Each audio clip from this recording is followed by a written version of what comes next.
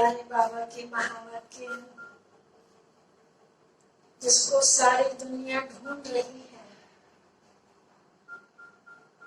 उनके एक पल के दर्शन के लिए तरस रही है, एक झलक देखने के लिए तरस रही है। और हम बच्चे कितने सौभाग्यशाली हैं कि हम डायरेक्ट उनके महावाक्य सुनते हैं। एक दो वाक्य नहीं, पूरे 4 पेज का ये शिव बाबा का हम बच्चों के लिए प्यार भरा पत्र है, जिसमें हमें अनेक तरह की शिक्षाएं मिलती हैं, अनेक तरह के सहज रास्ते मिलते हैं। जीवन को बड़े ही सरल तरीके से, कोड़ी जैसे जीवन को हीरे जैसा जीवन हम कैसे बनाएं, इस तरह के अनेक रास्ते मिलते हैं। तो आज क्या बाबा हमें बता रही हैं, बाबा के महावाक्य में सुनते हैं। मीठे बच्चे ज्ञान की धारणा के साथ साथ सत्य की राजाई के लिए याद और पवित्रता का बल भी जमा करो। यहाँ क्या प्राप्त करने के लिए आए हम, क्या लेने के लिए आए हैं? ज्ञान लेने के लिए आए हैं। ज्ञान के साथ साथ ज्ञान तो दुनिया में भी बहुत मिल रहा है, हर कॉलेज में, हर स्कूल में, हर सत्संग में, सब जगह ज्ञान मिल रहा है ना। यहाँ विशेष किस लिए आए हम? यहाँ डायरेक्ट परमात्मा ज्ञान है। इसीलिए अभी बाबा ने क्या बताया, योग बल से ताकत बढ़ने के लिए आता है। बाबा ने कहा ज्ञान की धारणा के साथ साथ सत्य की राजाई लेने के लिए आते हैं। तो सत्य की राजाई लेने के लिए याद और पवित्रता का बल जमा करो, क्योंकि जो राजा होगा वो कितना शक्तिशाली होगा। शक्तिशाली होगा तभी तो राज्य कर सकेगा, है ना। तो 2 प्रकार के बल चाहिए, शिव बाबा की याद का भी और साथ में पवित्रता का भी।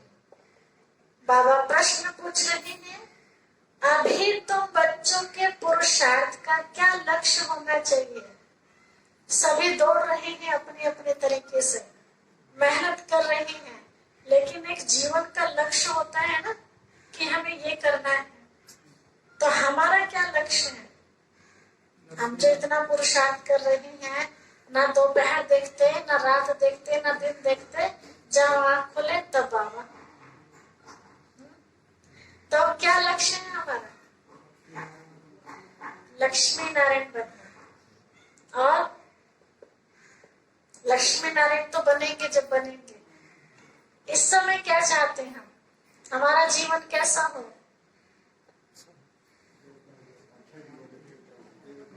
देवताओं जैसा खुशी वाला जीवन। बाबा ने ऐसे कहा, सदा खुशी में रहना।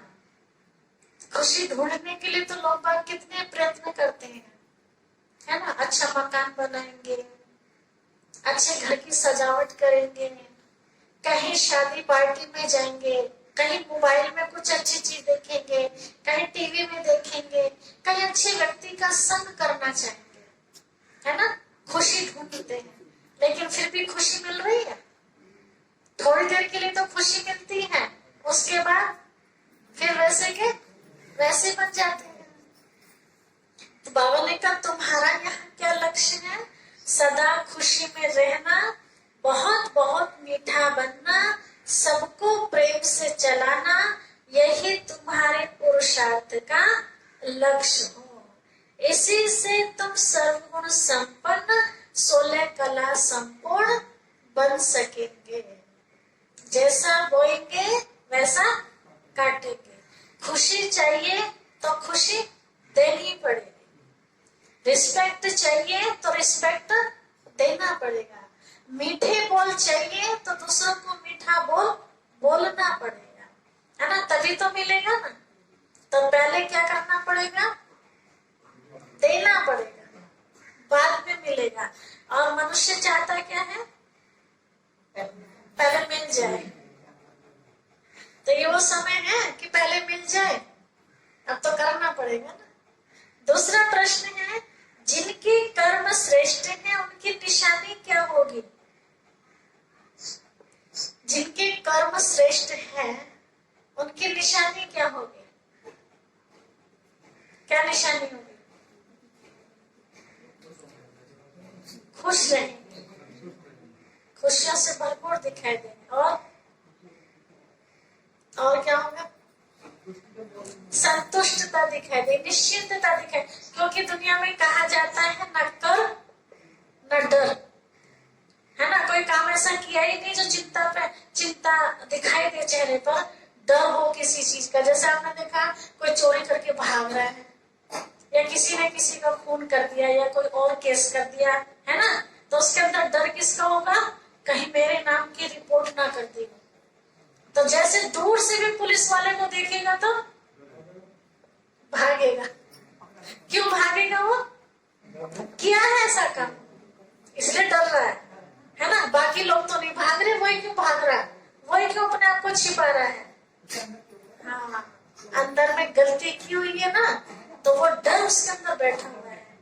तो इसलिए बाबा ने कहा यहाँ निशानी बताई है, जिनके श्रेष्ठ कर्म है उनकी निशानी क्या है? उनके द्वारा किसी को भी दुख नहीं पहुंचेगा, है ना। श्रेष्ठ कर्म करने वाली आत्मा कभी किसी को दुख दे ही नहीं सकती। और जो भ्रष्ट कर्म करने वाली आत्मा है उसके तो हर कर्म से दूसरों को दुख ही दुख पहुंचना है ना। तो इसीलिए बाबा ने कहा कि उनसे किसी को दुख नहीं पहुंचेगा। जैसे बाप दुख हरता सुख करता है, ऐसे श्रेष्ठ कर्म करने वाले भी दुख हरता सुख करता है। किसी की दुख भरी बातें सुनेंगे तो सुन करके उनको सुखी कैसे बनना चाहिए, कैसे वो दुख को खत्म कर दे, तो उसके लिए बाबा के बताए हुए रास्ते का उनको वो रास्ता दिखाएंगे, है ना।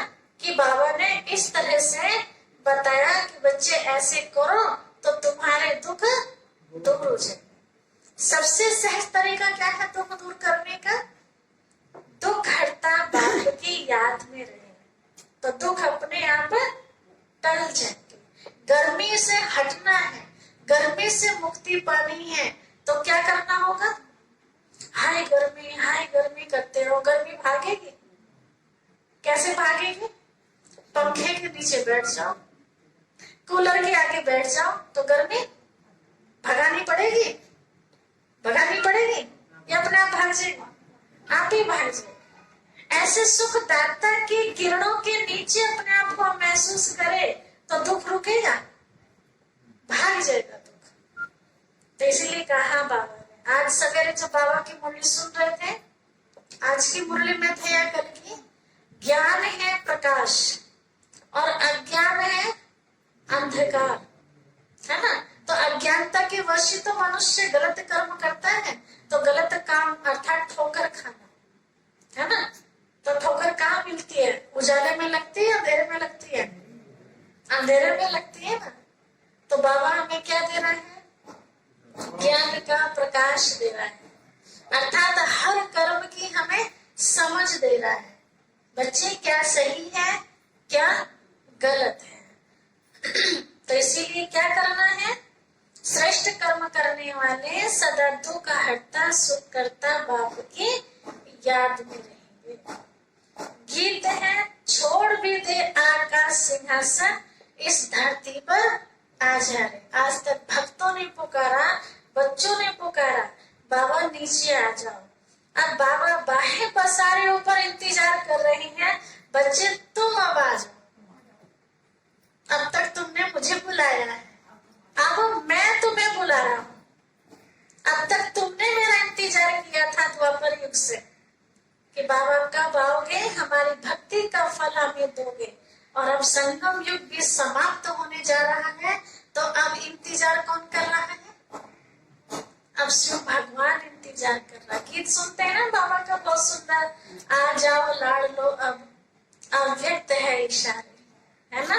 तो अव्यक्त इशारे हमें क्या कर रहे हैं, दुनिया में लिप्त हो जाओ या दुनिया से न्यारे प्यारे हो जाओ, न्यारे प्यारे। और देख रखा है जितना लिप्त होते जा रहे हैं हम संसार में, उतना दुख और ही बढ़ता जा रहा है, और जितना न्यारे प्यारे होते जा रहे हैं उतना जीवन सुखद अनुभव होता जा रहा है ना।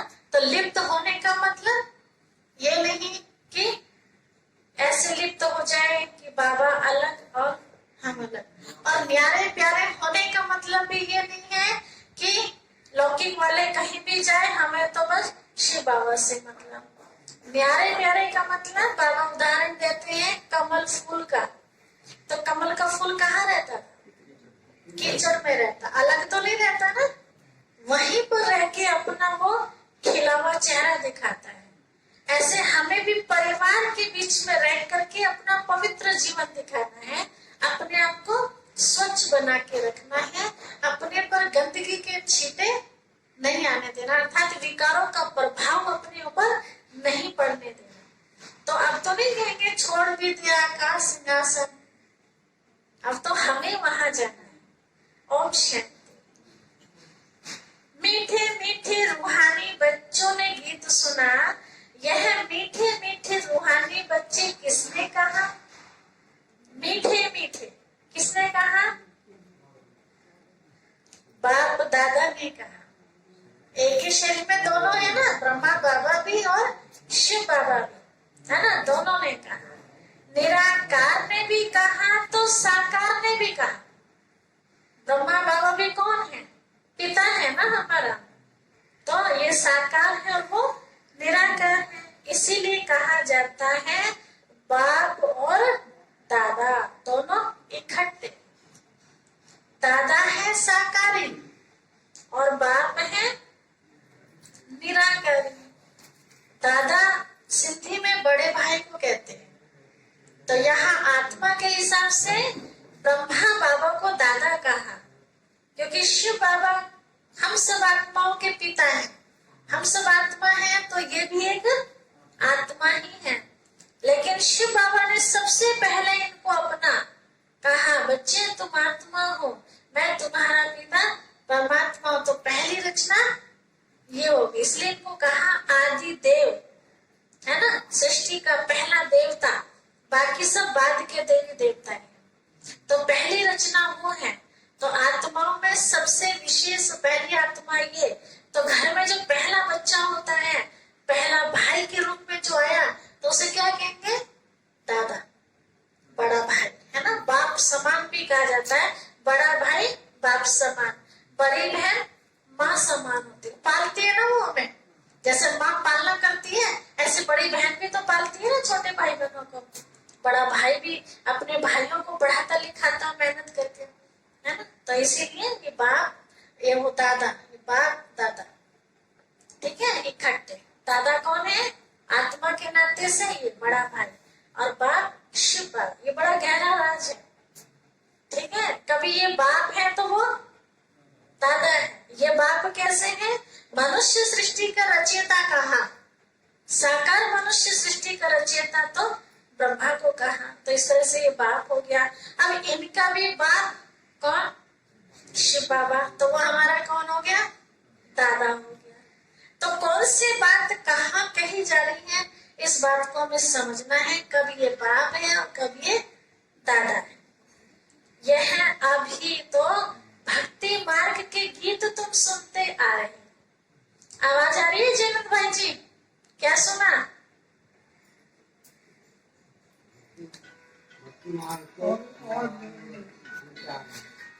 आगे भक्ति मार्ग के गीत तुम सुनते आ रहे हो, ठीक है।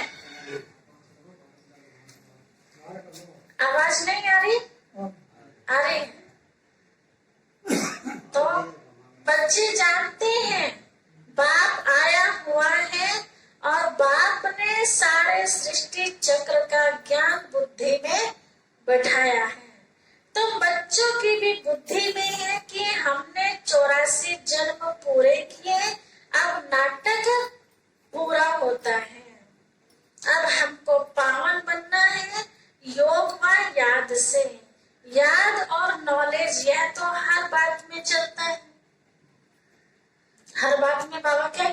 सोच समझ करके कर्म करो, मेरे याद में रह करके कर्म करो।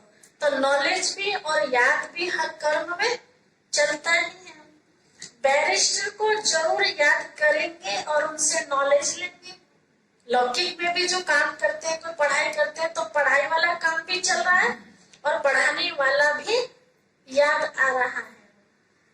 इसको भी योग और नॉलेज का बल कहा जाता है। यहाँ तो यह नई बात है, उस योग और ज्ञान से बल मिलता है हद का। और जो लौकिक में हम जो पढ़ते हैं, सीखते हैं, तो उस बल से प्राप्ति कब की होती है? हद की प्राप्ति, जन्म की प्राप्ति। और इस ज्ञान व पढ़ाई से, नॉलेज से बेहद की प्राप्ति होती है। आने वाले कई जन्मों तक इसका फल हम खाते हैं। यहाँ इस योग और ज्ञान से बल मिलता है बेहद का, क्योंकि सर्वशक्तिमान अथॉरिटी है। दुनिया की सबसे बड़ी पावर हमारे सामने है, तो हमारे अंदर भी क्या भरेंगे? पावर ही भरेंगे। जिसके पास जो होगा वही देगा ना। तब सोचो भगवान के पास क्या है, तो हमें वही मिलेगा ना। तो इसीलिए बाप कहते हैं, मैं ज्ञान का सागर भी हूँ। तुम बच्चे अब सृष्टि चक्र को जान गए, है ना। बाबा ज्ञान का सागर है, तो हमारे अंदर भी बाबा ज्ञान भरता है। कौन सा ज्ञान भरा? पहला कि बच्चे तुम कौन हो। क्या बताया? कौन है हम? आत्मा है। बच्चे तुम आत्मा कैसी हो? कैसी है हम आत्मा देखने में? बिंदी जैसी। इतनी छोटी सी बिंदी है कि देखने में नहीं आती। बच्चे तुम कहाँ के रहने वाले हो? परम धाम के। कहाँ है परम धाम? चांद तारों के पार है परम धाम, हम वहां के रहने वाले। फिर अपनी पहचान दी, समय की पहचान दी। तो इसीलिए बाबा ने कहा कि बच्चे, बाप ज्ञान का सागर है, तो बच्चों को ज्ञान ही देंगे ना। तुम पवित्र भी बनते हो, बाप से राजाई भी लेते हो। बाप अपने से भी ज्यादा मर्तबा देते हैं।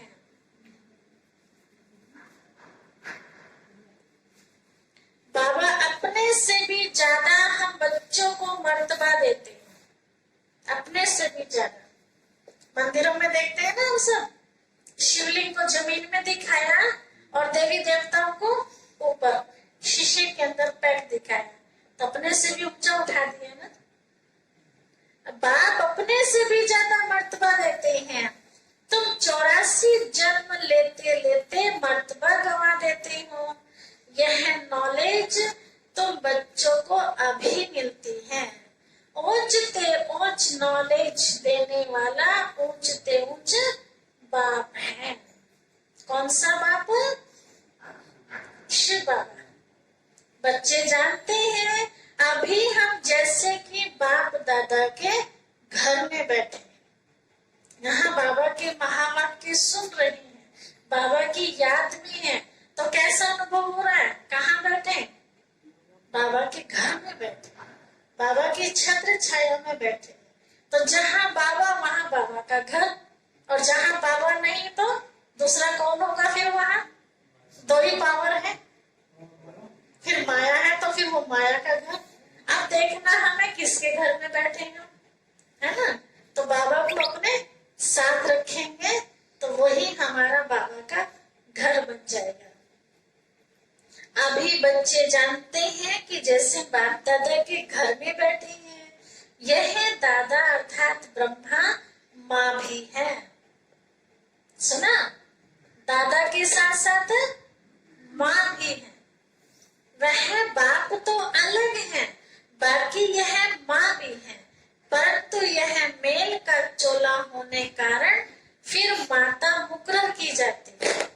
तो किसको फिक्स किया? मम्मा को फिक्स किया। जितनी माताएं बहनें थी शुरू में आई, बाबा के घर में आई, बंधनों को तोड़ के आई, है ना। तो उन सबको संभालने के लिए फिर बाबा ने किसको निमित्त बनाया? मातेश्वरी जी को। इनको फिर रचना हुई। रचना भी है एडॉप्टेड, मुख के द्वारा रचा। कहा तुम मेरे बच्चे हो, तो बच्चों ने कहा बाबा आप हमारे हो, तो संबंध जुड़ गया। तो इस तरह से रचना बनी। बाप बच्चों को एडॉप्ट करते हैं वर्षा देने के लिए। ब्रह्मा को भी एडॉप्ट किया है। प्रवेश करना व एडॉप्ट करना बात एक ही है। प्रवेश करना या एडॉप्ट करना, अपना बनाना, बात एक ही है। बच्चे समझते हैं और समझाते भी हैं नंबरवार पुरुषार्थ अनुसार। सबको यही समझाना है कि हम अपने परम पिता परमात्मा की श्रीमत पर इस भारत को फिर से श्रेष्ठ बनाते हैं। फिर से माना ये सृष्टि चक्र रिपीट हो रहा है, तो फिर से वही काम चल रहा है जो पिछले संगम युग में चला था। खुद को भी बनाना पड़ेगा। भारत को श्रेष्ठ बना रही है तो बाबा कह रहे बच्चे खुद को भी तो बनाना पड़े, क्योंकि दुनिया किससे है? दुनिया से हम हैं या हमारे से दुनिया है? हमारे से दुनिया है। जैसा हमारा व्यवहार होगा तो सामने वाले का भी ऐसे ही होगा, और नहीं होता तो हमारी मर्जी है ना कि हम उनसे संबंध रखना चाहे या ना चाहे। जबरदस्ती कोई हमसे संबंध जोड़ लेगा? हमारी इच्छा नहीं है किससे बात करने की। कब तक बेचारा सामने वाला हमसे बात करेगा? धीरे धीरे उसको समझ में आ जाएगा कि ये तो मेरे से किनारा कर रहे हैं, है ना, और वो अपने आप ही किनारा कर ले। हम श्रेष्ठ बनेंगे तो सहज ही दूसरों को बना सकेंगे। कोई भ्रष्टाचार का काम कर किसको दुख तो नहीं देते हैं। अब भ्रष्टाचार किसे कहते हैं? अनेक प्रकार के भ्रष्टाचार है ना। एक तरह का भ्रष्टाचार थोड़ी है। समझो किसी ने किसी से उधार पैसा लिया है ना, और जिससे उधार लिया है वो व्यक्ति मांग रहा है बार बार, मैं दे सकती हूँ लेकिन मैं उसको टाल रही हूँ बार बार, है मेरे पास, और मैं क्या बोल रही हूँ, दे देंगे, कहीं जा थोड़ी रहे, रह तो रहे तुम्हारे गांव में, भाग थोड़ी जाएंगे, दे देंगे खाते कमाते। और जिससे मैंने लिया वो बेचारा परेशान है एक एक रुपए के लिए, है ना, कैसे कैसे वो गुजारा कर रहा है। अब उसने तो किस भावना से दिया था कि चलो बेचारे को जरूरत है दे देते, लेकिन जब उसे जरूरत पड़ी तो सहयोग देने से तो क्या गए, उल्टा उनका जो है वो भी नहीं दिया जा रहा। तो इसको क्या कहेंगे? भ्रष्टाचार। ये भी भ्रष्टाचार में आता है। भ्रष्टाचार में क्या आता है? मदद जैसे ली है ऐसे मदद करनी नहीं चाहिए, है ना, ये भ्रष्टाचार में। भ्रष्टाचार माने समझदारी और भ्रष्टाचार माने बेसमझदारी। तो यही चीज तो बाबा हमें सिखा रहे हैं। इसी को कर्मों की गुह्य गति कहते हैं। कई बार अपने स्वार्थ के पीछे हम दूसरों की इतनी बुराई करते हैं, इतनी बुराई करते हैं, और अपने आप को बिल्कुल हम ऐसा धुला हुआ दिखा देते हैं कि जी हमने कोई गलती नहीं की, जो भी है वो है सामने वाला, है ना। हर किसी के बस की बात नहीं, है ना। तो इसलिए सोच समझ के लेना चाहिए, क्योंकि पता नहीं भविष्य में कैसा समय है, दे पाएंगे या नहीं दे पाएंगे। चलो देने लायक है, लेकिन शैतान बुद्धि में बैठ गया तो भी तो गड़बड़ हो जाएगी। तो शैतान का भी भरोसा नहीं है ना। तो शैतान हमारे ऊपर हावी ना हो तो उसके लिए क्या चाहिए? शिव बाबा की याद चाहिए। तो इसलिए बाबा ने कहा कोई भ्रष्टाचार का काम कर किसी को दुख तो नहीं देते, ये चेक करना है। बाप रूप में आया है, चाहे वो बहू के रूप में आया है, चाहे वो पोते के रूप में आया, किसी भी रूप में आया है ना, चाहे कोई पत्नी के रूप में आई, तो ये आत्मा बदला लेने के लिए अरे समझ लो वो ही भ्रष्टाचारी आत्मा है, और उसी से हमारे संपर्क होने चाहिए। और जो आपस में बराबरी वाली बात करते हो, टकराव वाली बात करते हो, कहीं झुकने वाली बात ना करते हो, तो समझ जाओ वो हमारे घर को नरक बनाने वाली आत्मा है, चाहे कोई भी हो उसमें, है ना। तो इसीलिए बाबा कहते हैं बच्चे, कहा जाता है लौकिक में छोड़ो तो छूटे। थोड़ा सा अपना हिस्सा छोड़ दिया, थोड़ी सी प्रॉपर्टी छोड़ दी, थोड़ा सा सहन कर लिया, नाम किसका हुआ? नाम किसका हुआ? छोड़ने वाले। लेने वाले का कभी नाम नहीं होता, हमेशा देने वाले का ही। दाता किसको कहा जाता? देने वाले को। लेने वाले को लेवता, उसको कभी देवता नहीं। लेने वाले को हमेशा भिखारी कहा जाता है और देने वाले को हमेशा दानी कहा जाता है ना। तो हम अपने आप को देखें कि हम किस लाइन में। एक दिन भी तो हमें सब कुछ छोड़ के जाना है, तो अभी अगर थोड़ा सा हमने छोड़ दिया तो क्या फर्क पड़ रहा है? कोई फर्क नहीं पड़ने वाला, है ना। क्योंकि उन बेचारों को तो पता नहीं है, उनको तो लग रहा है जितना समेट लिया जाए उतना बढ़िया है, जानते हुए भी है कि हम भी लेके नहीं जाने वाले, लेकिन बेचारे भूल भुलैया, उनकी गलती नहीं है। गलती यहाँ मेरी है, क्योंकि मुझे रोज समझाया जा रहा है ना। मैं फिर भी उसमें अपनी बुद्धि को लगा के रखूं तो ये मेरी ना समझ वाली बात है। तो बाबा इसलिए तो कह रहे हैं कि बच्चे किसी को दुख तो नहीं दिया, ये चेक करना है ना। ऐसा भी नहीं कि ऐसा छोड़ दिया जाए कि बाद में हमें भीख मांगनी पड़े, ऐसा भी नहीं। बैलेंस बना के चलना है, ठीक है।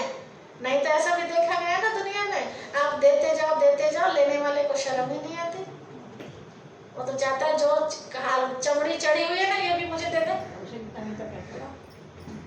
तो ऐसा भी नहीं करना है, हिसाब देख के चलना। क्योंकि हम बच्चे किसके हैं? समझदार बाप के बच्चे हैं, ज्ञान सागर के बच्चे हैं। तो बड़ी गहराई में जाके फिर हमें कोई भी कदम उठाना है, ताकि भविष्य में किसी प्रकार की कोई दिक्कत ना आ जाए। हमें दिक्कत होगी तो मदद कर सकते हैं किसी को? कर ही नहीं सकते।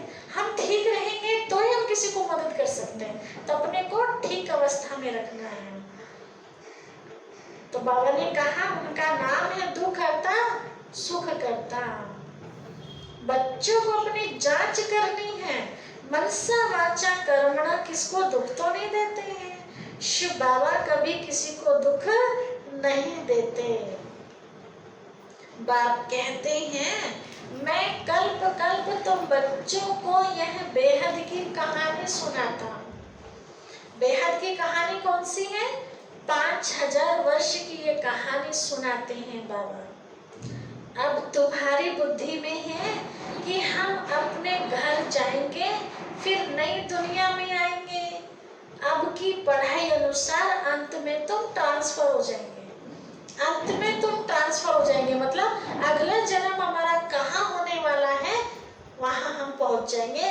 आज की मेहनत के हिसाब से, आज की त्याग तपस्या के हिसाब से हमारा जन्म होगा। कितने बच्चे ऐसे हैं जो बुरी संगत में आकर के अपने बुद्धि तो खराब कर ही लेते हैं, लेकिन माँ बाप की भी बुद्धि खराब कर देते हैं। माँ बाप की बुराई करके करके करके करके उनको ये नहीं पता कि आज जो दुख भोग रहे हैं पिछले जन्म का भोग रहे हैं, और अब एक नए तरीके से और खाता हम तैयार कर रहे हैं कि अच्छे माँ बाप की बुराई करके या भाई बहनों की बुराई करके या किसी आश्रम की बुराई करके, किसी ब्रह्मा कुमारी बहन की या किसी संत महात्मा की बुराई करके, उन्हें ढोंगी बता के कुछ बता के और ही पाप के गड्ढे में डूब रहे हैं। तो वो हमें कहाँ भुगतना पड़ेगा? पिछला तो आज भुगत रहे है ना, तो भुगत नहीं है वो तो उनको बार बार स्मृति दिलाते रहना चाहिए। भले से बुरी लगेगी वो बात, लेकिन बार बार उसको ये याद दिलाते रहना चाहिए भाई पिछला तो तुम आज भोग रहे, पर आज जो तुम कदम उठा रहे हो, जो तुम आज उल्टा सीधा बोल रहे हो, ये भी तुम्हारा कर्मों का बीज बुरा है। ये तुम्हें ही काटना पड़ेगा, किसी और को नहीं काटना पड़ेगा। तो इस तरह की समझ उनको देख करके पाप कर्मों से विचारों को बचाना है। तो तुम ट्रांसफर हो जाएंगे, वापस घर जाकर फिर नंबरवार पाइप बजाने आएंगे। ये राजधानी स्थापन हो रही है। तुम बच्चे जानते हो अभी जो पुरुषार्थ करेंगे वही पुरुषार्थ तुम्हारा कल्प कल्प का सिद्धांत होगा। पहले पहले तो सभी को बुद्धि में बिठाना चाहिए कि रचेता और रचना के आदि मध्य अंत की नॉलेज को बाप के सिवाय कोई भी नहीं जानते।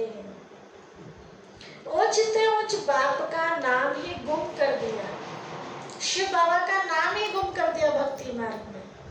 त्रिमूर्ति तो नाम है ना, त्रिमूर्ति रास्ता भी बताते, त्रिमूर्ति मार्ग ऐसे करके बोर्ड लगा देते हैं। त्रिमूर्ति हाउस भी है। त्रिमूर्ति कहा जाता है ब्रह्मा विष्णु शंकर को। इन तीनों का रचेता जो शिव बाबा है, ब्रह्मा विष्णु शंकर का भी जो रचेता शिव बाबा है, उसे भूल उनका नाम गुम कर दिया है। अभी तुम बच्चे जानते हो ओचते ऊंच है शिव बाबा, फिर है त्रिमूर्ति। बाप से हम बच्चे ये वर्षा लेते हैं। बाप की नॉलेज और वर्षा यह दोनों स्मृति में रहे तो सदैव हर्षित रहेंगे। बाबा याद रहे, बाबा की बताई हुई बातें याद रहे तो कैसे रहेंगे? सदा खुश रहेंगे। बाप की याद में रहें, फिर तुम किसको भी ज्ञान का तीर लगाएंगे तो अच्छा असर होगा। बाबा की याद में रह के बाबा की बात सुनाएंगे ना तो अंदर जाएगी बात, उसमें शक्ति आ जाएगी। किसमें शक्ति आ जाएगी? सुनने वाले के अंदर भी शक्ति आ जाएगी, क्योंकि बाबा की याद आ गई ना उस आत्मा को। याद की यात्रा से शक्ति मिलती है। अभी शक्ति गुम हो गई है, आत्मा बिल्कुल कैसी हो गई है? शक्तिहीन हो गई है, तो फिर से शक्ति भरनी है। आत्मा पतित तमो प्रधान बन गई है, तो मूल बात है बाप को याद कर आत्मा को सतो प्रधान बनाना है।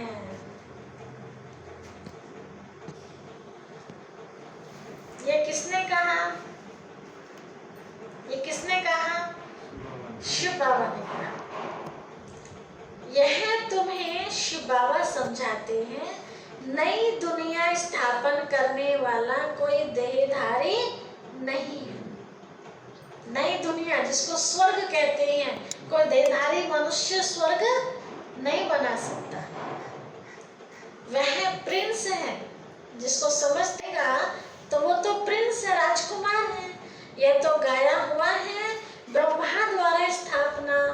अब करण करावनहार कौन भूल गए हैं? कौन है करण करावनहार? शिव बाबा करण करावनहार है, ये बात भूल गए हैं। कहते हैं परमात्मा सर्वव्यापी है, जो भी हो रहा है सब परमात्मा करा रहा है ना। किसी के जन्म हो रहा है घर में, किसी के मौत हो रही है, सब कौन करा रहा है? सब परमात्मा करा रहा है, क्योंकि सब जगह वही है। तो ये सही है? सही है?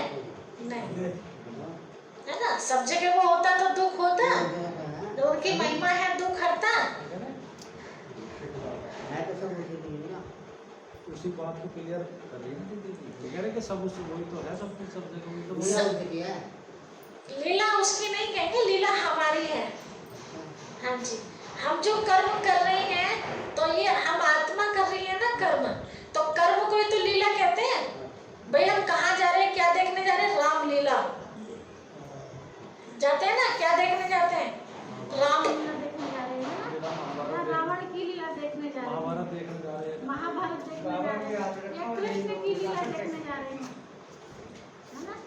तो कृष्ण की लीला देखना है तो उसमें किसकी, उसके कर्म दिखाई दे रहे हैं। लीला में ना कर्म, कृष्ण लीला अर्थात कृष्ण के कर्म दिखाए गए उसके अंदर, है ना। राम लीला अर्थात राम के कर्म दिखाए गए उसके अंदर। तो दुनिया में जो देख रहे हैं इसमें किसके कर्म दिखाई दे रहे हैं? ये मनुष्य के या परमात्मा के? ये तो मनुष्य के कर्म दिखाई दे रहे हैं। तो यहाँ मनुष्यों की कर्म लीला है, भगवान की कर्म लीला तो अब चल रही है, और वो भी सबके ऊपर नहीं चल रही। जो अमल कर रहा है उसको। हाँ, जो अमल कर रहा है उसके ऊपर उसकी लीला चल रही है।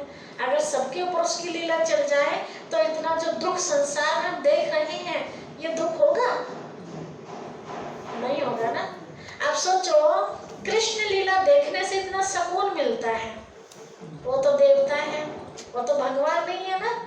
तो देवता की लीला देखने से इतना सुकून मिलता है, तो भगवान की लीला देखने से कितना सुकून मिलना चाहिए। अगर ये भगवान की लीला हो रही है, जो भी हम देख रहे हैं संसार में, तो कितना आनंद मिलना चाहिए। और हो क्या रहा, आनंद मिल रहा है या आनंद खत्म हो रहा है? ये तो उल्टा हो रहा है। तो भगवान की लीला कहाँ हुई? ये तो शैतान की लीला है। तो शैतान की लीला में सुकून खत्म होता है और भगवान की लीला में सुकून मिलता है। ठीक है, तो अब वो हमें लीला सिखा रहा है। कोई सीख रहा है, कोई सुन के अनसुनी कर रहा है। तो इसलिए कहा, अब ऐसा नहीं कहेंगे कि भगवान सर्वव्यापी है। भगवान सब जगह है, लेकिन कहाँ? जहाँ हम उनको याद करते हैं, उस घड़ी हमारे साथ है। लेकिन जिस घड़ी हम शैतान के वशों के कोई पाप कर्म कर रहे हैं या स्वार्थवश कोई हम ऐसा काम कर रहे हैं, उस समय भगवान नहीं है। हाँ, किसी की सेवा भाव के लिए हमारे अंदर जो उत्पन्न हो रहे विचार, वहां भगवान है। किसी के सुख के लिए हमारे जो हाथ पांव आगे बढ़ रहे हैं, वहां भगवान है। लेकिन किसी का सुख छीनने के लिए हाथ पांव बढ़ रहे हमारे, तो वहां क्या कहेंगे? वहां तो शैतान कहेंगे। तो आज के टाइम नजर कौन आ रहा है चारों तरफ, भगवान या शैतान? तो शैतान नजर आ रहा है ना। तो इसीलिए अब सर्वव्यापी नहीं कहेंगे। पहले अब जान परे में कह दिया सो कह दिया, अब तो ज्ञान मिल गया ना। तो कहाँ के रहने वाले बाबा?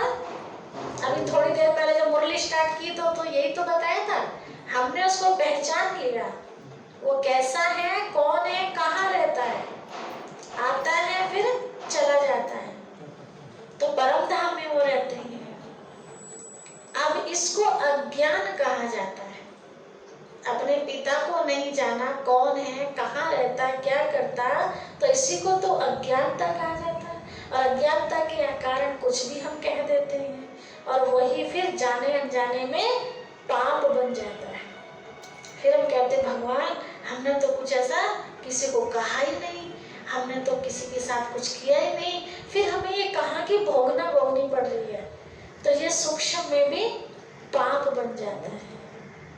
ठीक है, तो इसीलिए बाबा ने कहा, बच्चे, बाप कहते हैं तुमको 5 विकारों रूपी रावण ने कितना बेसमझ बना दिया। सही क्या है, गलत क्या है, ये हम निर्णय नहीं, ये फैसला ही नहीं ले पाते। इतना बेसमझ बना दिया। तुम जानते हो कि बरोबर हम भी पहले ऐसे थे। हाँ, हम भी पहले ऐसे थे। कैसे? समझदार या बेसमझ? बेसमझ थे। पहले उत्तम थे, उत्तम हम ही थे, फिर नीचे गिरते गिरते पतित बन गए। शास्त्रों में दिखाया है, राम भगवान ने बंदरों की सेना ली। यह भी ठीक है।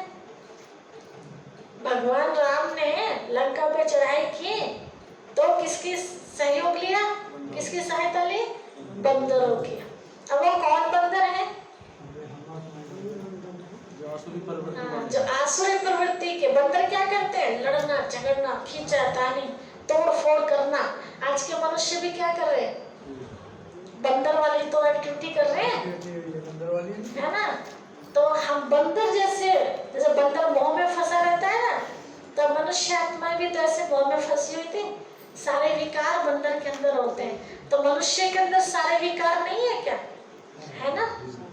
तो हम बंदर सेना को उस राम ने आके अपना बनाया, और हमारी मदद से इस कलयुग को खत्म करके सत्युग की स्थापना कर रहे हैं। तो उन बंदरों ने क्या किया था? पुल बनाया था। तो हम भी क्या कर रहे हैं? ये पुल ही तो बना रहे हैं, जो मेहनत कर रहे हैं इस कलयुग को, इस भवसागर को पार करने के लिए।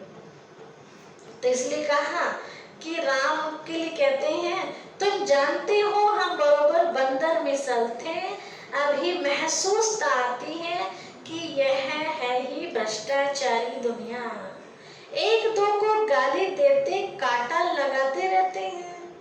यह है कांटों का जंगल। ये जैसे कांटा लगा दिया है ना, तो इसलिए बाबा ने कहा कांटा लगता है तो दुख मिलता है ना। तो कांटे कहाँ होते हैं? बगीचे में या जंगल में? तो दुनिया क्या बन गई है? ये जंगल बन गई है। जैसे जंगली जानवर होते हैं ना, आपस में लड़ते रहते हैं, तो आज के मनुष्य भी क्या बन गए? जंगली जानवर जैसे तो हो गए। ना कोई उम्र का लिहाजा है, ना कोई पद का लिहाजा है कोई, ना कोई संबंधों का लिहाजा है, सब जंगली जानवर बन गए। तो जंगली जानवरों के बीच में रह के एक अच्छी आत्मा भी परम धाम से आएगी, तो वो भी क्या बन जाती है? वो भी बहुत जल्दी जंगली जानवर बन जाती है ना। तो इसीलिए बाबा आके हम बच्चों को समझा रहे हैं कि तुम पहले देवता थे, अब तुम पतित बन गए हो 5 विकारों की प्रवेशता के कारण। भल दान पुण्य आदि करते हैं अल्पकाल के लिए, उनका फल तुम्हें मिल जाता है।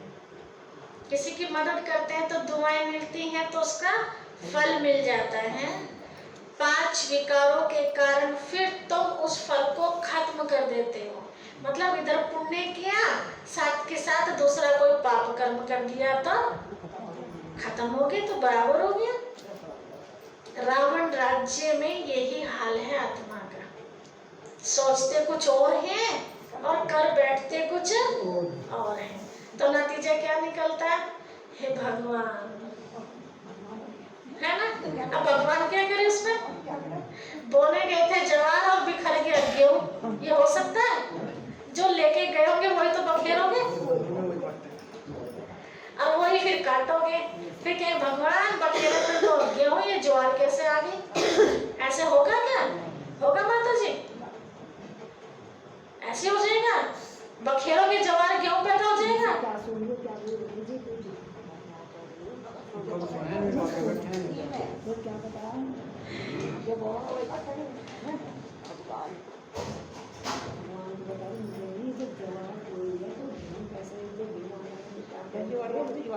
हाँ, अगर आपने आम का पेड़ बोया तो उस पर आम लगेंगे या अमरूद लगेंगे? क्या लगेंगे?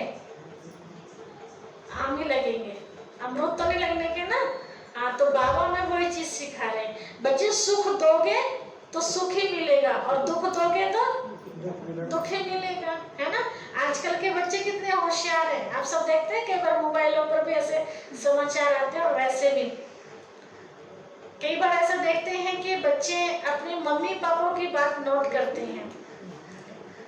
वो क्या समझते हैं कि बच्चों को क्या पता कि बड़ों के साथ कैसा व्यवहार कर रहे हैं, है ना। तो एक जगह बताया कि एक माता जी थी अंधी, बेचारी को कम दिखाई देता था, तो वो टेबल पे चश्मा ढूंढ रही थी। बेचारी ऐसे ऐसे ऐसे ऐसे हाथ करके, है ना, धुंधला धुंधला उसको दिखाई देता था।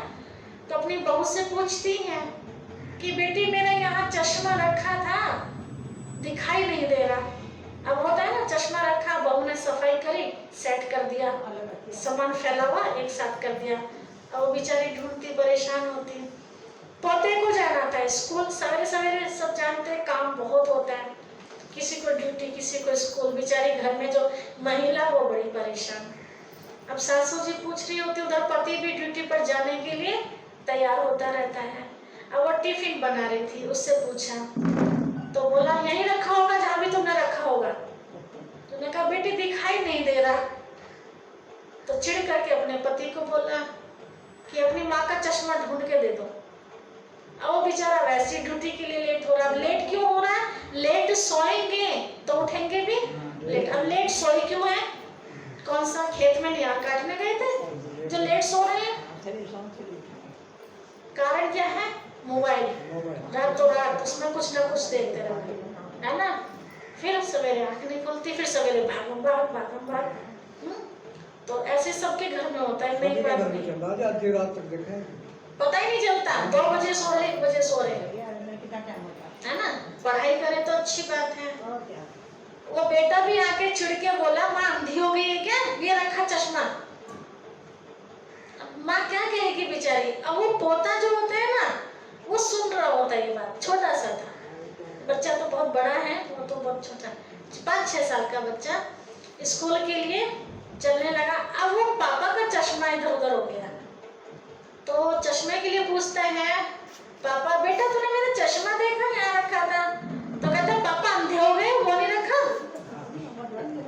अब जब बच्चे ने कहा पापा अंधे हो गए होगे, वो नहीं रखा, तो पापा क्या कहते हैं, अच्छा ये कहाँ से बोलना सीख लिया, तेरे स्कूल में शिकायत लगाऊंगा। तो बोला पापा आपसे। अब बताइए आप, उसको ये बात लगी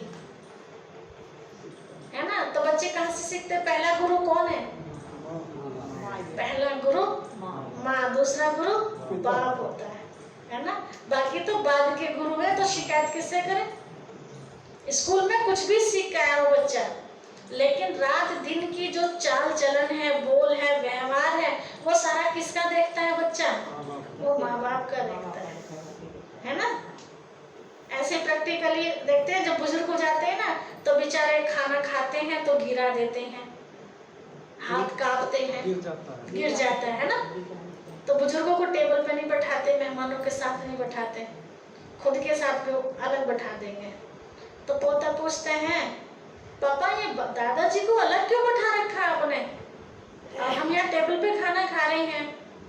तो पापा क्या कहते हैं, बेटा वे ना दादाजी बुजुर्ग हो गए हैं, अब उनसे खाए तो जाता नहीं, जितना खाते हैं उससे ज्यादा गिराते हैं, इसलिए उनको अलग बैठा रखा है।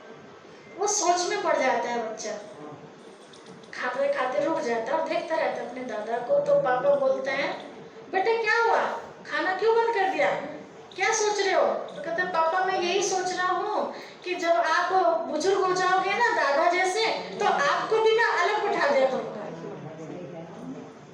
आप बताइए, है ना। तो सिखाना पड़ा, इसलिए वो गीत सुनते हैं ना, जैसा बोएंगे, बहुत सुंदर गीत है, निकाल के रखना भी सुनाना, जो बोएगा वही काटेगा, है ना। भक्ति मार्ग का गीत है। तो इतने सब गीत हम सुनते आ रहे हैं, केवल उन गीतों जैसे करनी वैसी भरनी, तो हम सुनते हैं, केवल उसका रस लिया हमने, अंदर नहीं ली वो बात, अंदर ले लेंगे लगेगी वो बात। इसीलिए दूसरे के साथ हम कैसा व्यवहार करें, जैसा बदले चाहते हैं। हाँ, तो मैं नहीं चाहती ना कि बुढ़ापे में मेरे साथ ऐसा हो, तो फिर मैं आज जवान हूँ तो मैं बूढ़ों के साथ ऐसा दया करें उनके ऊपर, ताकि भविष्य में लोग हमारे ऊपर दया करें। मेरा हाथ काम नहीं कर रहा, मेरी आंख काम नहीं कर रही, मेरा कान काम नहीं कर रहा, कुछ भी काम नहीं कर रहा, समझो ये परिस्थिति सबके सामने है। ये नहीं कि बुढ़ापे में ही आगे पता चला भी आंख में कुछ गिर गया तो पता चलता है, बुढ़ापा भी नहीं और आंख चली गई, पता चला नीचे उतर रहे थे पैर लपट गया, कुल्ला टूट गया, बूढ़ा अच्छा खासा घूम रहा और मैं बैग में पड़ गई, कितना अंतर हो गया। तो पल भर का भरोसा नहीं है। तो इसीलिए बाबा कहते हैं बच्चे मदद लेनी है, वहाँ है ये दुआएं लेने का। भक्ति मार्ग में तो क्या बताते हैं, साल में एक माह का महीना ऐसा आता है कि जितना हो सके उसमें दान पुण्य करो, है ना। माह के महीने में तो दान पुण्य करो, बाकी जो 11 महीने उनमें पाप करो, ठीक है, ठीक रहेगा।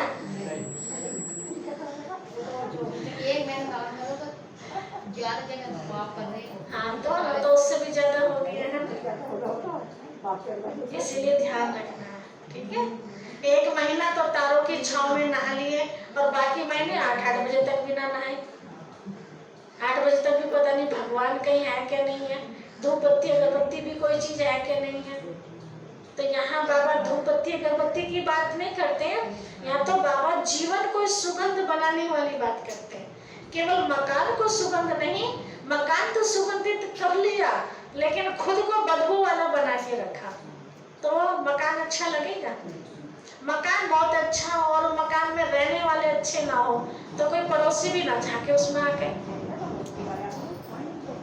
है ना, कहेंगे कितने बेकार है, महल ठोक रखा, अपने लिए ठोक रखा होगा, है ना।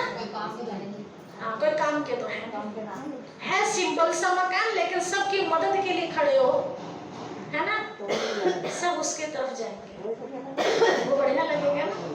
भले दे ना सके मदद, लेकिन वो बात इस तरह की कर दे। एक कहावत है दुनिया में, गुड़ ना दे गुड़ जैसी बात तो कह दे। तो बाबा हमें वही शक्ति देते। हमारे पास कुछ नहीं है, लेकिन उसको सहारा तो दे सके, उसको हिम्मत तो दे सके, है ना। तो बाबा ने इसलिए कहा, बच्चे कहाँ से शक्ति आएगी? शक्तिवान को याद करने से शक्ति आएगी। अभी तुम्हें सदा खुशी में रहना है, क्योंकि किसके साथ कनेक्शन जुड़ गया हमारा? खुशी के दाता के साथ जुड़ गया। तो सदा खुश रहना है, बहुत बहुत मीठा बनना है, सबको प्रेम से चलाना है ना। कई नहीं चलते हैं, दुनिया में कहावत है, लातों के भूत बातों से नहीं मानते, तो उनके लिए फिर क्या इलाज है? तो लात मारनी शुरू कर दे उनको, हाँ, उनके हाल पे छोड़ के उनसे किनारा कर लिया जाए, दूर से शुभ भावना रखी जाए। नहीं तो वो ऐसा काम कर देंगे कि खुद तो फंसेंगे और हमें भी फंसा देंगे। ठीक है, इतना जितनी खुद की जिम्मेवारी बनती सामाजिक दृष्टि से, उतनी जिम्मेवारी निभाएं और अपने को न्यारा प्यारा रखें, तो आप बच सकते हैं, नहीं तो लपेटे में आप भी आ जाएंगे। जैसे किसी की कहानी सुनते हैं, किसी बाप ने अपने बेटे को बेदखल कर रखा था। बहू घर में ऐसी आ गई कि कुछ सबके घरों की कहानी है ये, और वो बेटे को भी बेदखल कर दिया माता पिता ने बहू के चक्कर में। अब घर में कुछ कंडीशन ऐसी आई कि घर में बच्चा हुआ और बहू को ले जाना पड़ा हॉस्पिटल में, तो कौन भागेगा? कौन भागेगा? घर वाले ही, वो बेचारे बुजुर्ग माँ बाप भागे लेके, उनका भैया भागा लेकर के, है ना। फिर बहू ने कोई ऐसा कांड कर दिया, सारे के सारे जेल में। अब उन्होंने एप्लीकेशन लगाई, जी हमने तो इसको बेदखल कर रखा, हम नहीं जानते इसे। तो प्रश्न उठा, जब बेदखल कर रखा तो फिर इसको मदद करने क्यों भागे आप? और तो कोई नहीं भागा इनकी मदद करने के लिए।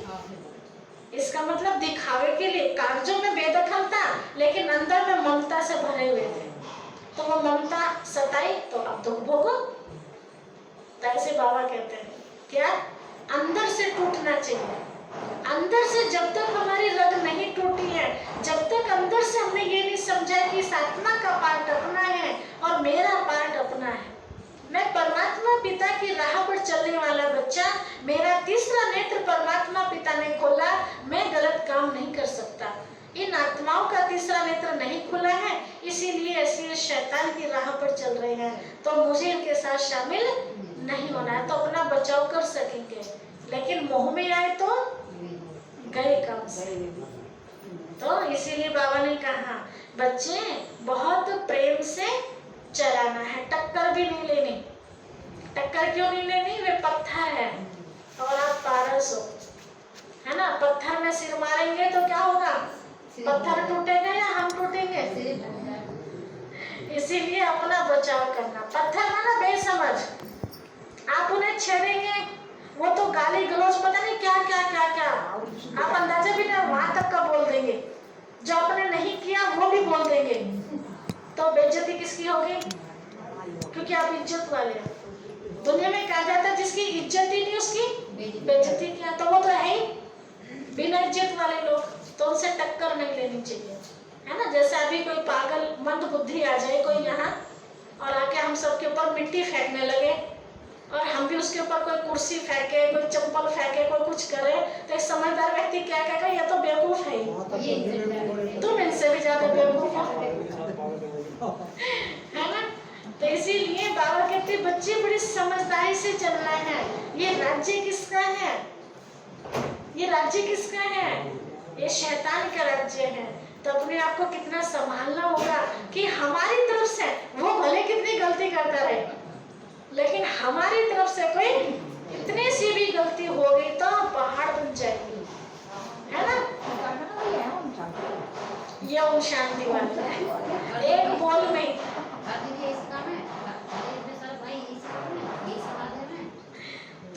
कहते हैं बच्चे, सर्वगुण संपन्न 16 कला संपूर्ण बनने का पुरुषार्थ करना है। ठीक है, अपने मंजिल को हमें देखना। ये साइड की सीने हैं। इसे अब आप खेत पे जाते हो, समझो अपना नियार लेने, कुछ भी काम करने, रास्ते में कितने मिलते, एक एक से मिलते चलोगे तो नियार काट के ले आओगे टाइम पर? नहीं ला सकते ना।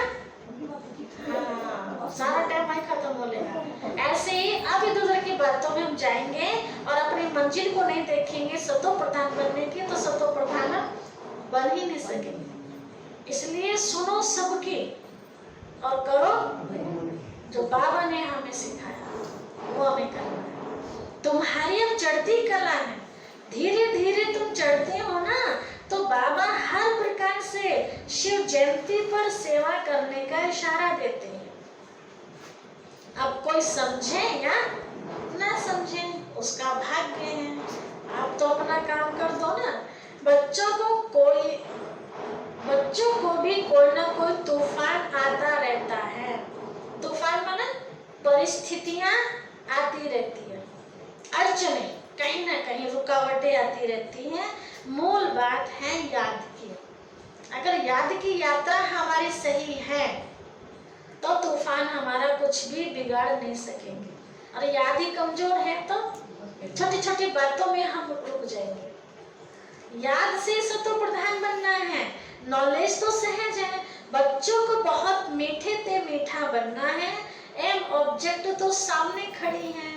सामने खड़ी मतलब कौन सा चित्र बाबा बताते हैं? लक्ष्मी नारायण का। कितने मीठे हैं, इन्हों को देख कितनी खुशी होती है। देवी देवताओं के चित्र को देख के कितनी खुशी होती है। और जब बन जाएंगे हम ऐसे तो क्या कहने खुशी की। हम स्टूडेंट की यह एम ऑब्जेक्ट है। सीखें लदे बच्चों प्रति माता पिता बाप दादा का याद प्यार और गुड मॉर्निंग। रूहानी बाप की रूहानी बच्चों को नमस्ते। हम रूहानी बच्चों की भी रूहानी माता पिता बाप दादा को याद प्यार गुड मॉर्निंग और नमस्ते नमस्ते नमस्ते। धारणा के लिए मुख्य सार पहली पॉइंट है, बाप द्वारा मिली हुई नॉलेज और वर्षे को स्मृति में रखना, सदैव हर्षित रहना है। बाप द्वारा मिली हुई नॉलेज और वर्षे को स्मृति में रख। बाबा से जब ज्ञान की बात सुन रहे हैं, इनको बुद्धि में रखना है। और बाबा से क्या मिलने वाला स्वर्ग की बादशाही, उसको बुद्धि में रखना है। फिर खुश रहना है। ज्ञान और योग है तो सर्विस में तत्पर रहना है। ज्ञान और योग है, बाबा की याद ठीक है, मेरे अंदर ज्ञान ठीक भरा हुआ है, तो देने के लिए, फिर दूसरों को सिखाने के लिए फिर हमेशा तैयार भी रहना है। तो उसके लिए तो हमारी ट्रेनिंग चल रही है ना सवेरे के टाइम, कि भरा हुआ तो है, अब वो देना कैसे है वो सीखना है। क्योंकि बाबा का कोई भी बच्चा ऐसा नहीं है जो भरा हुआ ना हो, लेकिन देने का तरीका नहीं आता, तो इसलिए उलझ जाते हैं कि कैसे सुनाए, कहाँ से सुनाए। सिर्फ वो चीज हमें सीखनी है। दूसरी पॉइंट है, सुख धाम और शांति धाम को याद करना है।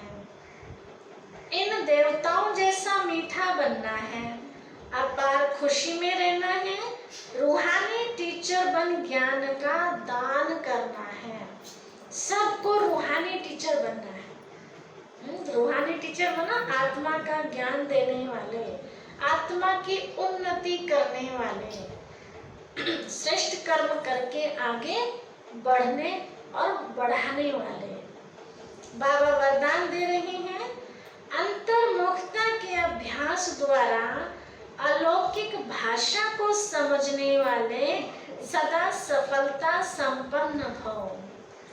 अंतर्मुखता के अभ्यास द्वारा, अंतर्मुखता माना बाहर से चुप, और अंदर ही अंदर आत्मा का चिंतन करने वाले, मैं कौन हूँ, मैं किसकी हूँ, मैं क्यों आई हूँ, मुझे क्या करना है, मुझे कौन सी मंजिल पानी है, मुझे कहाँ जाना है, इसके बारे में चिंतन करते रहना।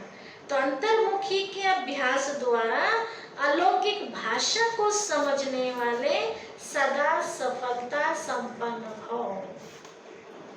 जितना जितना आप बच्चे अंतर्मुखी स्वीट साइलेंस स्थिति में स्थित होंगे, उतना नैनो की भाषा, भावना की भाषा और संकल्प की भाषा को सहज समझते जाएंगे।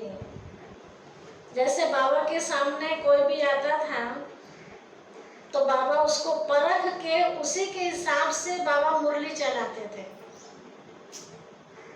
और फिर सामने वाली आत्मा को लगता था तो बाबा ने मेरे ऊपर मुरली चलाई सर। यहाँ भी कई बार क्या होता है, ऐसे लगता है ना, तो क्या स्पेशल आपने कोई परिस्थिति बताई थी क्या मुरली सुनाने वाले को? नहीं ना। कई बार मुरली बहुत सारी होती है, समझो रोहतास भाई मुरली सुनाने के निमित्त बने, आप में से कोई बने, है ना, बहुत सारी मुरलियां रखी होती है और उसमें से एक मुरली निकाल लेते हैं कोई भी, और ये पता नहीं होता है कि उस मुरली के अंदर है क्या। ठीक है, हम सब बाबा के बच्चे वो मुरली सुनते हैं, तो किसके लिए आती है वो मुरली? हमारे लिए ऑटोमेटिक पॉइंट उसके अंदर ऐसी होगी जो हमारे ऊपर बीत रही होगी घटना, उस घटना को कैसे हम पार करें वो तरीका बाबा उसके अंदर बता रहे होंगे। तो कैसे एकदम से प्रेम से आंसू भर आते हैं, ये तो बाबा ने मेरे लिए छाट के मुरली निकाली है ना। तो कितना ध्यान रखता है बाबा हम बच्चों का, पता ना बच्चों को क्या चाहिए। तो बाबा जैसे समझ जाते हैं हमारी नैनो की भाषा से, हमारे वाइब्रेशन से, ऐसे बाबा ने कहा तो जितना जितना आप बच्चे भी अंतर्मुखी शुद्ध साइलेंस स्वरूप में रहेंगे अर्थात मौन में रहेंगे, तो उतना नैनो की भाषा, भावना की भाषा और संकल्प की भाषा को सहज समझते जाएंगे। यह 3 प्रकार की भाषा रूहानी योगी जीवन की भाषा, 3 प्रकार की भाषा, नैनो की भाषा, भावनाओं की भाषा अंदर, है ना, जैसे भाव होते वैसे चेहरे पे दिखता है ना, कोई दुखी आत्मा होगी, कोई बहुत प्यार में खोई होगी, वो सब चेहरे से दिखाई देता है। तो भावनाओं की भाषा और संकल्पों की भाषा, है ना, तो ये 3 भाषा रूहानी योगी की भाषा है। यह अलौकिक भाषाएं बहुत शक्तिशाली है, ये तीनों भाषाएं बहुत शक्तिशाली हैं। समय प्रमाण इन तीनों भाषाओं द्वारा ही सहज सफलता प्राप्त होगी, इसीलिए अब रूहानी भाषा के अभ्यासी बनो। कैसे? जैसे कई बार हम बाबा के कमरे में जाते हैं, 2 मिनट खड़े होके आते हैं, बाबा से बात करके आते हैं, किसी को पता भी नहीं चलता हम बाबा से क्या कह के आ गए, पता चलता है एक दूसरे का। तो कौन सी भाषा से बात करी हमने? हाँ, नैनो की भाषा से, संकल्पों की भाषा से और भावनाओं की भाषा से। तो इस भाषा से उसके साथ बात होती है। बाकी इस इंग्लिश में, उर्दू में, हिंदी में, फारसी में ये भाषा भगवान के आगे काम नहीं करती, वो भावनाओं की भाषा काम करती है।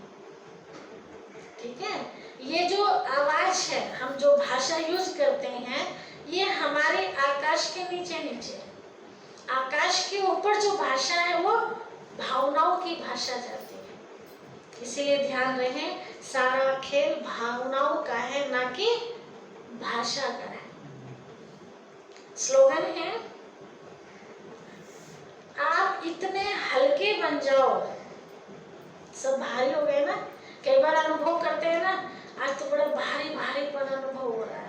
भारी मतलब सिर में दर्द, बदन में दर्द, या कोई टेंशन है ना, मतलब खुशी नहीं है ना, गम वाला, तो बहुत भारीपन अनुभव करते हैं। तो बाबा कह रहे हैं आप इतने हल्के बन जाओ जो आपको अपनी पलकों पर बैठाकर साथ ले जाएंगे। कौन?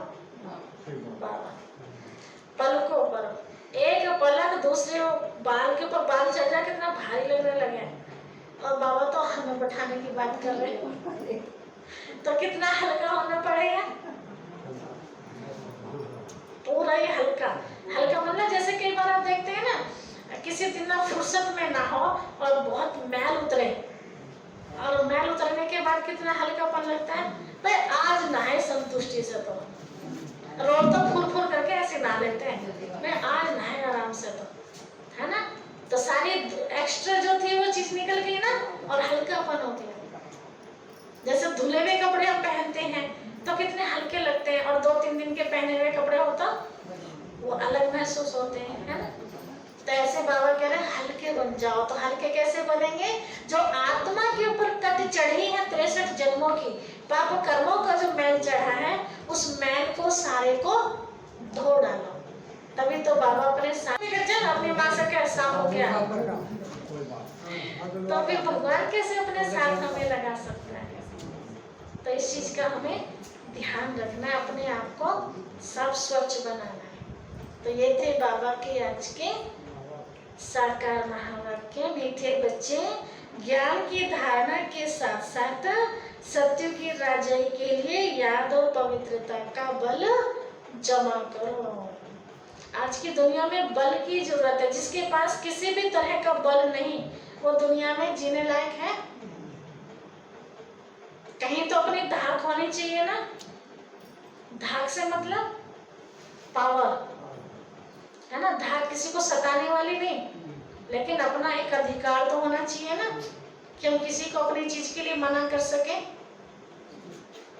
किसी से हम अपनी चीज ले सके। इतनी तो पावर होनी चाहिए। तो उतनी भी पावर नहीं तो फिर बेकार है। अब मेरा ये रुमाल है, कोई बार बार मेरे से मांगने लगे और मैं अच्छा ठीक है ले जाओ, फिर जरूरत पड़े फिर थोड़ी देर में फिर मांग लिया, अच्छा ले जाओ, कोई बात है बोले? कैसे दे देंगे? बार बार नहीं देते। तो इतनी तो पावर हो कि नहीं देनी है तो नहीं देनी है, इतनी तो, क्योंकि मेरी पर्सनल चीज है ना, ये इसमें किसी का साझा नहीं है। ठीक है, एक आध बार दे दिया छुट्टी, ये थोड़ी बार बार हाँ जी हाँ जी हाँ जी। नाजी का पाठ, कभी कभी नाजी का भी पाठ करना पड़ता है ना। तो इतनी तो पावर हो कि हम संसार में रह रहे हैं, कुछ कर दिखाना है, स्वर्ग की स्थापना में लगे, और इतनी सी पावर नहीं कि अपनी चीज को हम बचा सके। तो स्वर्ग की स्थापना तो होली बस, जो इतनी सी भी पावर हम नहीं रख सकते, है ना। तो इसलिए बाबा ने कहा बल चाहिए, याद का और पवित्रता का बल। तो बाबा की याद होगी तो हम अकेले हैं, सर्वशक्तिमान मेरे साथ है ना। तो मैं आत्मा अकेली नहीं हूँ। प्रश्न था, अभी तुम बच्चों के पुरुषार्थ का लक्ष्य कौन सा होना चाहिए? हम किस लिए कर रहे इतनी मेहनत? क्या लक्ष्य है? खुश रहने के लिए, है ना। खुश रहने के लिए बाबा ने क्या कहा? सबको खुशी बांटनी है, सबके साथ प्रेम से चलना है। दूसरा प्रश्न था, जिनके कर्म श्रेष्ठ है उनकी चलन क्या होगी, निशानी क्या होगी?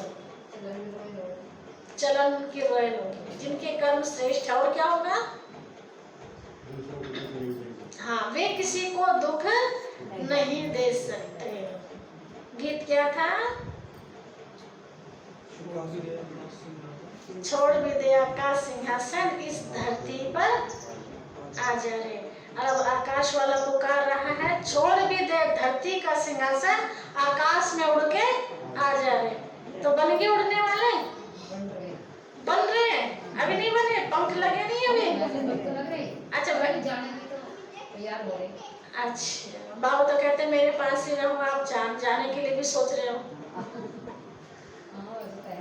बुद्धि से ऊपर ही लटके रहो। यहाँ नीचे कर्म करने के लिए आए, फिर वापस जैसे ड्यूटी करने जाते हैं ना, खेत पे आप हमेशा रहते हो क्या? न्यार काटा आ गई अपने घर, किसी और से काम है, काम करा वापस आ गई अपने घर। तो अपना घर कौन सा है? परम धाम। तो यहाँ जो काम करना करा, चले अपने घर। ठीक है, इसीलिए अच्छा। ओम शांति। तो अभी हम चलते हैं प्यारे बाबा के पास। गीत निकला भैया? हाँ जी। बहुत सुंदर गीत है ना। केवल उस गीत को हम जो भी गीत सुनते हैं, बिना भाव के कोई भी गीत नहीं होता। अमृत के अंदर भाव होते हैं। कहीं बच्चे पुकार रहे होते हैं तो कहीं बाप अपने बच्चों को पुकार रहा होता है। अभी हम लास्ट गीत में क्या सुन रहे थे? आओ प्रभु शरण में आओ। तो किसकी पुकार थी ये? बाप अपने बच्चों को पुकार रहे हैं। बच्चे बहुत भटक लिए, बहुत धक्के खा लिए, अब मैं तुम्हारे लिए आ गया हूँ, अब मेरे पास आ जाओ। और अभी भी अगर बच्चों को फुर्सत नहीं है बाप के पास आने की, तो बाप तो अपना काम करके चला जाएगा, फिर काम किसका रह जाएगा? धर्मराज का। तभी तो बाबा प्यार से बुला रहे हैं, बच्चे आओ, मीठे बच्चे आओ, है ना। बाबा बाहें पसारे खड़ा है वतन में हम सब के लिए। जैसे लौकिक में आप देखो, आप किसी बच्चे को बुलाओ, आओ बेटा मेरी गोद में आओ, आओ, बार बार आप उसे बुला रहे हो और वो बच्चा ना आए तो थोड़ी देर के बाद आपकी बाहें क्या होंगी? बंद हो जाएंगी या खुली रहेंगी? फिर भी बंद हो जाएंगी ना। ऐसे इस समय परमात्मा पिता की बाहें हम सबका इंतजार कर रही हैं। बच्चे सुखधाम में चलने के लिए आ जाओ, और हम नहीं आए तो कहीं ऐसा ना हो जाए एक दिन हमारे लिए भी बाहें ऐसे के बदले ऐसे हो जाए, तो फिर पछताने के सिवाय कुछ भी हाथ लगने वाला नहीं है। वो प्यार का सागर आया है, प्यार में हम बच्चों को सब कुछ लुटाने के लिए लूटने वाले चाहिए। तो आजकल कौन से दिन चल रहे हैं? श्राद्ध के दिन चल रहे हैं।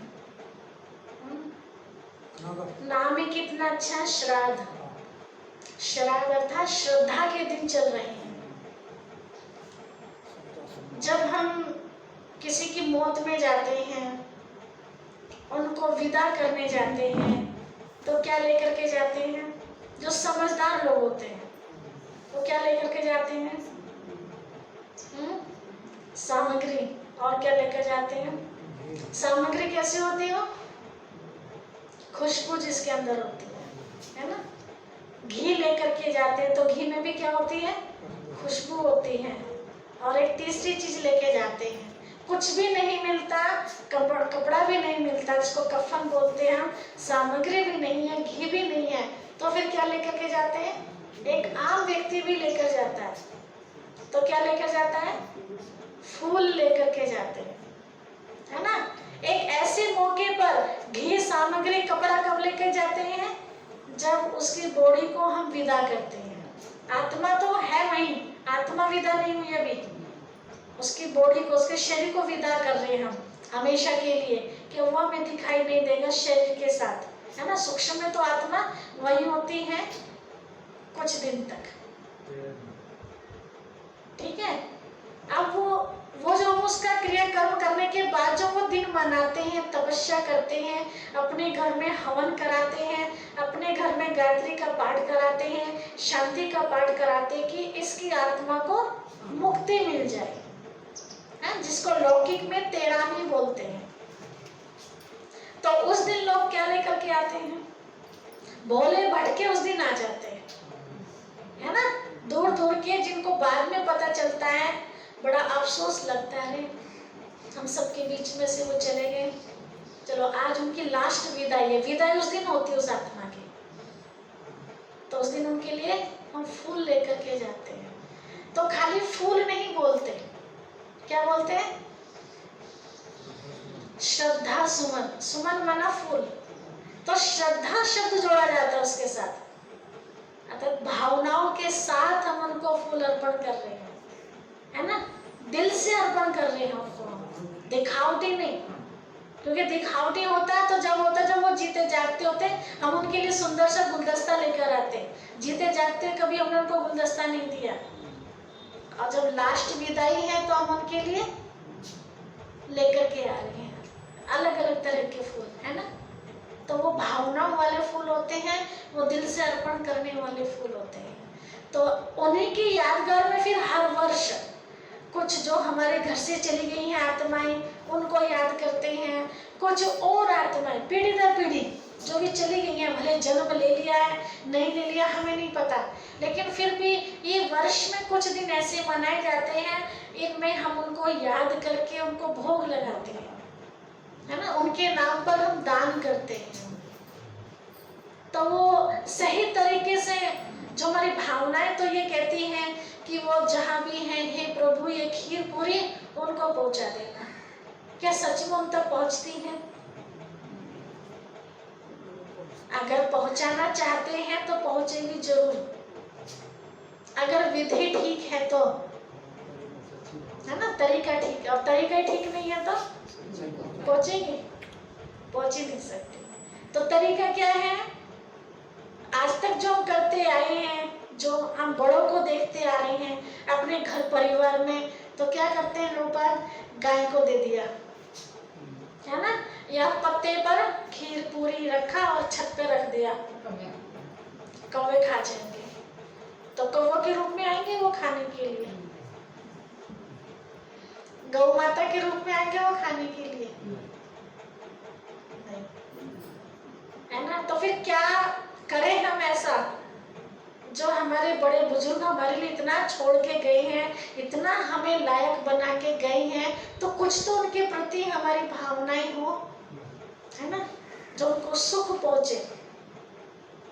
तो सच्ची सेवा तो वास्तव में वही है जो जीते जी हम सेवा कर रहे हैं, है ना। चलो जीते जी भी नहीं कर पाए किसी भी कारणवश, अब जाने के बाद भी हमारी उनके प्रति भावनाएं हैं, तो उनको भोग लगाने का तरीका यही है जैसे हम अब शिव बाबा को भोग लगाते हैं। शिव बाबा को हम याद करते हैं, ज्योति बिंदु को इमर्ज करते हैं अपने सामने। ऐसे जिसको भी हम भोग लगाते हैं, आपने देखा जब हम उनकी 13वीं मनाते हैं तो खास करके उनका फोटो लगाते हैं सामने, है ना। फोटो क्यों लगाते हैं? सबको पता चल जाए कि ये इनके नाम का ये दिन है ना। इनके ना देखे हुए भी होंगे, हाँ, जिन्होंने नहीं देखे उनको भी पता चल जाता। अच्छा ये थे जिनको विदाई का ये कार्यक्रम रखा गया है। तो ऐसे जब भोग लगाने वाली बात है तो लोग बाग क्या करते हैं, अपने खेतों पर उनकी जगह बना देते हैं।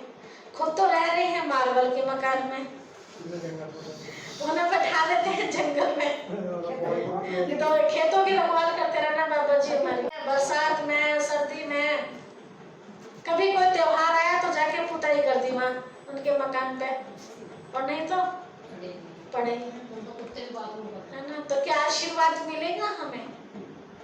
नहीं मिल सकता। तो जैसे परमात्मा पिता को हम याद करते हैं, परमात्मा पिता के गुणों को हम धारण करना चाहते हैं, हम उनके जैसे महान बन जाए। ऐसे जो हमारे घर से आत्माएं गई है, चाहे माता जी हैं, चाहे पिताजी हैं, चाहे भैया हैं, कोई भी है ना, चाहे बहन है, उनकी जो अच्छाइयाँ थी, कोई तो अच्छाइयाँ होगी ना उनके अंदर, तो उस अच्छाई को हम पकड़ के रखें, उस अच्छाई को हम अपने जीवन में धारण कर लें। तो यही सबसे बड़ा उनके लिए याद कहो, सहयोग कहो, दुआ कहो, ये सब उनके लिए है। और जो भोग लगाने वाली बात है, तो वर्ष में एक ही दिन क्यों, एक ही दिन खाना खाएंगे क्या वे? भूख तो उन्हें रोज ही लगती होगी जैसे हमें लगती है, उनको भी लगती होगी, है ना। और हमें ये भी नहीं पता है कि वो शरीर ले चुकी है आत्मा, ये भी नहीं पता। हो सकता है हमारे आसपास यही घूम रही हो, हम केला खा रहे हैं तो उनकी केले की इच्छा हो, और उनकी बहुत इच्छा हो रही है, उनको मिल रहा नहीं, कोई दे नहीं रहा, और हमारे केले पर उस आत्मा की नजर है, तो केला मुझे सुख देगा पेट में जाके? हाँ, दर्द हो जाएगा, माता जी कह रही। ठीक है, तो क्या करें? कोई भी चीज आज से नियम बना ले, हम कोई भी चीज, चाहे पानी भी पी रहे हैं, एक सेकंड के लिए भी जैसे हम शिव बाबा को याद करते हैं तो अंदर से भावनाएं निकले, बाबा ये पानी सबको मिले, पूरे विश्व की आत्माओं को मिले, है ना। तो मेरी भावनाएं वहां तक पहुंच जाएंगे तो उनको मिलेगा जरूर। ये काम किसका हो गया? शिव बाबा का। मैंने अपनी भावनाएं शिव बाबा के सामने रखी। मैं दाल से रोटी खा रही हूँ, मैं चटनी से रोटी खा रही हूँ, मैं खीर खा रही हूँ, मैं कोई और चीज खा रही हूँ, हर चीज का भोग लगाए शिव बाबा को, और साथ में उनको भी भोग लगाए, है ना। तो सूक्ष्म में आत्माएं कहीं ना कहीं हमें देखती है, तो जिनको भोग लगाएंगे क्या वो हमें दुखी करेंगे? जिनको रोज आप खिलाएंगे वो दुखी कर सकते हैं आपको, और ये आपकी कहीं ना कहीं समय आने पर मदद करेंगे, है ना। तो ऐसे कुछ करने की जरूरत नहीं है कि खेतों में जाओ, वहां जाके पूजा करो, बैठो। रोज एक नियम बना लो भोग लगाने का। शिव बाबा के साथ उन महान आत्माओं को भी भोग लगाओ जो हमारे लिए इतना कुछ बलिदान करके गई है, हमारे लिए इतना कुछ प्रबंध करके वो आत्माएं गई है ना।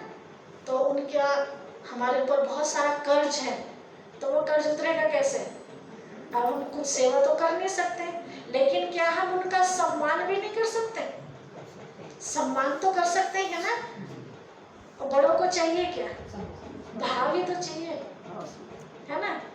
बाप कितना भी मेहनत कर रहा हो, है ना, और बेटा एक बार कह दे पिताजी लो पानी पी लो, सारी मेहनत की थकावट पिताजी की खत्म, है ना। बच्चा मेरे लिए पानी लाया। हाँ, बच्चा मेरे लिए पानी लेकर आया, और बाप ने कुछ भी ना किया हो, और बेटा जरा सा कह दे सारा दिन बुढ़ा बैठा रहना है, कुछ भी नहीं किया तो बेचारा थक जाएगा, है ना। तो खुशी एक ऐसी चीज है जो स्थूल भोजन से कई गुना ज्यादा हमें ताकत देती है। तो आज बाबा ने हमें क्या सिखाया? खुशी देना ही तो सिखाया है। सबको खुशी देनी है, खुशी देंगे तो खुशी मिलेगी, ठीक है। तो श्राद्ध माना श्रद्धा से, भावनाओं से हम उन आत्माओं को पिता परमात्मा के साथ भोग लगाए। हम ऐसे कर्म करें कि उन आत्माओं को सुख मिले, ना कि दुख मिले। अभी जो गीत हम सुन रहे थे, जैसा करेंगे वैसा भरेंगे, है ना। तो इन सब बातों को सुनते हुए हम उनको प्रैक्टिकल में करते जाएं, तभी ताकत मिलेगी। मैं आपको कहूँ केले में बहुत बड़ी पावर है ना, बहुत शक्ति है। आप केले को लेके अपने घर में रख लो और खाओ, नहीं तो ताकत आएगी? रोज इसकी महिमा याद करो। इसका छिलका भी बहुत पौष्टिक तत्वों वाला है, इसकी सब्जी भी बनाई जा सकती है, इसको पीस कर चटनी भी बनाई सकती है, इसके पकोड़े भी बन सकते हैं, है ना। इसका शेक भी बन सकता है, इसकी चाट भी बन सकती है, और खाने में तो ये है ही स्वादिष्ट, है ना। पेट भी भरता है, स्वाद भी देता है। बहुत सारी इसकी महिमा हम सुने, लेकिन खाए ना तो आएगी ताकत, है ना। तो ऐसी बहुत सारी बातें हम सुने शिव बाबा की कि ऐसा करने से ऐसा होगा, ऐसा करने से ऐसा होगा, करे हैं ना हम। तो सुनने में तो बहुत अच्छा लगता है क्या? तो केवल सुनने तक नहीं, प्रैक्टिकल में उतारनी है वो बातें, है ना। तभी हमारे यहाँ आने का फायदा है। तो जो मिला है शिव बाबा से वो हमें सबको देना भी है, ठीक है। क्योंकि हम बच्चे किसके हैं? दाता के बच्चे हैं। तो आज से देना, लेना नहीं, देना है। ना केवल जो इन आंखों से दिखाई दे रहे उन्हीं को देना है, जो सूक्ष्म में आत्माएं हैं उनके लिए भी स्पेशल शांति के सागर को याद करके शांति की किरणें फैलानी है। तो उन आत्माओं को भी, विचारों को शांति मिले। तो ये 9 दिन श्राद्ध के नहीं मनाने। कितने दिन? 15 दिन होते हैं। ये 15 दिन ही नहीं, 365 दिन होते हैं। बाकी 350 दिन क्या करेंगे? 350 दिन क्या करेंगे? उन्हें भूल जाते हैं। तो ये अच्छी बात है, पूरे 365 दिन हम याद रखें, ठीक है। आइए बाबा की याद में, बाबा को जो भोग स्वीकार कराया, भोग प्राप्त कीजिए। आइए माता जी, आते रहो एक एक करके।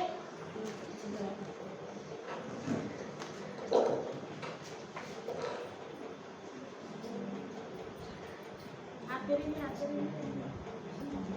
खड़े तो हो जा करो। आजा बच्चों फटाफट आओ, बड़े छोटे सब आओ।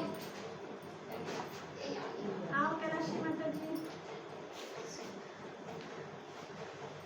माताएं कम है आज पहले के हिसाब से। सीधे हाथ से लेते हैं भोग हम। दोनों हाथ से लेंगे तो अच्छा है ना। इतने प्यार से बाबा देता है तो प्यार से ले जाए। आज लेट हो गए आप, पहले आके चले गए थे। ध्यान नहीं देते नहीं, बहुत सारी मुरली निकल के जब आए। हाँ 12 बजे का टाइम था ना। आ जाओ फटाफट आओ वहाँ पे। चलो कोई बात नहीं।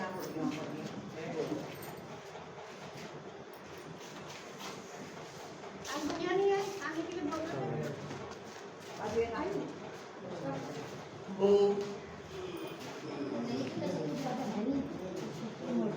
माता जी इधर मुँह करके ना बैठा करो, इधर सामने बैठा करो। इधर देखो हाँ क्योंकि नींद आ जाती है ना, फिर नजर में हो रहती है तो।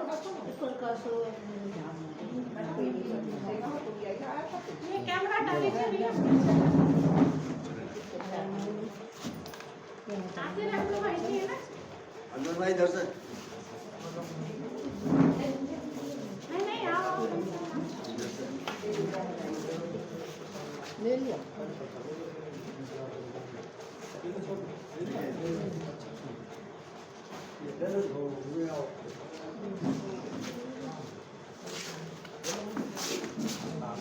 इधर को जाना।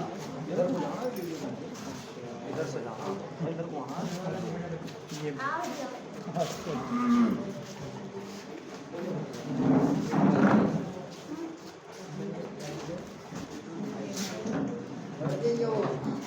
अलग से बताओ नहीं।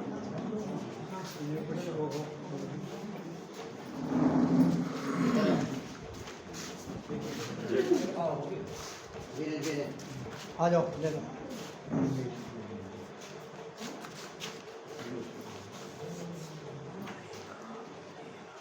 ठीक हो बाबू जी, आवाज आती है स्पीकर की आती है आवाज? वैसे कम आती है। आओ कौन रहेगी? ले लो जो कौन है ये? रोहतास भाई राइट, रोहतास भाई पहले आप आओ। आओ सावित्री बहन। आज देखा मैंने नहीं। कौन सी करेगी?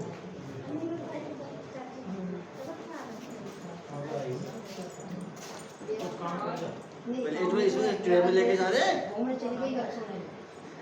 अब तुम तो यहाँ प्यार के सबके जवाब देंगे नहीं मैं कोई पोस्ट कराने के लिए बोलती हूँ और एक बार आई थी वहाँ पे मेरी माँ को बोल दी तो दूसरी माँ को बोला जाती है अच्छा कोर्स करा रहे हो? कहाँ पर? मेरे भाई चाची के घर में है, जो दूसरी देखा दे है। दिन के हाँ ले लिया? हाँ मेरी माता जी ना मेरी माता जी अच्छा तो ले तो वैसे जाती है अच्छा अच्छा। हाँ, बराबर है। कितने बजे तक? परसों को 2 बजे